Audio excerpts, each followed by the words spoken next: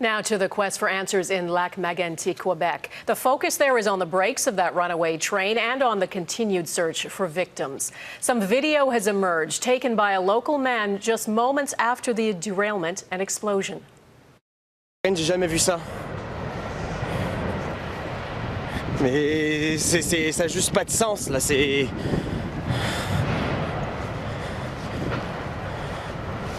And the fierce heat from that fire and explosion has finally now died down enough to allow investigators into the heart of the destruction. Global National's Mike Lac-Megantic is in Lac-Megantic tonight. Mike? Well, Donna, late this afternoon, Quebec Provincial Police moved the death toll up to 15. Obviously some bad news for people here, but there was a little bit of good news. Some 1,200 people were finally allowed to go back home in the areas that are deemed safe. Now, there are areas now still being called the red zone, the center of the devastation, and the first images from there are finally emerging. Words hardly describe the scope of the destruction. Businesses reduced to rubble. The only indication buildings once stood here, the chimneys remain intact. Trees charred by fires that some estimate reached more than 2,000 degrees. It was so hot, metal fences melted.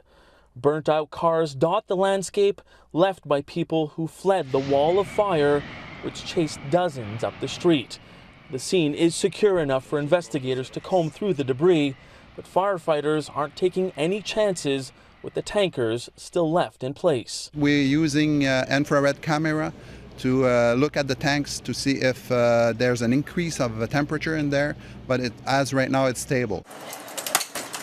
Early Tuesday, 1,200 residents like Louise Boisvert were finally allowed back home. The railway tracks are just meters from her apartment. She had hoped to retire here, but now she doesn't feel safe, getting shivers every time she hears a police siren. So it makes me nervous because I said I hope I won't have to get out of the block again. Roughly 50 businesses can't reopen, but Canada Post is pushing on. Even though the post office was leveled, a makeshift sorting plant is up and running at a local mall. 20 fois, hein? Other business owners like Edith Turmel did reopen today. And while she's putting on a brave face for customers, she knows her community has been changed forever. Non, ça reviendra pas normal. It'll never return to normal, she says. The heart of this community has been crushed. It's a sentiment echoed by Boisvert, who wonders how long it'll take to heal. I think it will take a few days, maybe weeks. We cannot forget that. It's because just I have some flash in my head, and it will stay there, I think. Now, there is a lot of sadness here, but the frustration is also growing. There was an argument just earlier today between police and some locals who say they just want to get back home. Donna? So much devastation and tension there. Mike Lac-Megantic, thanks.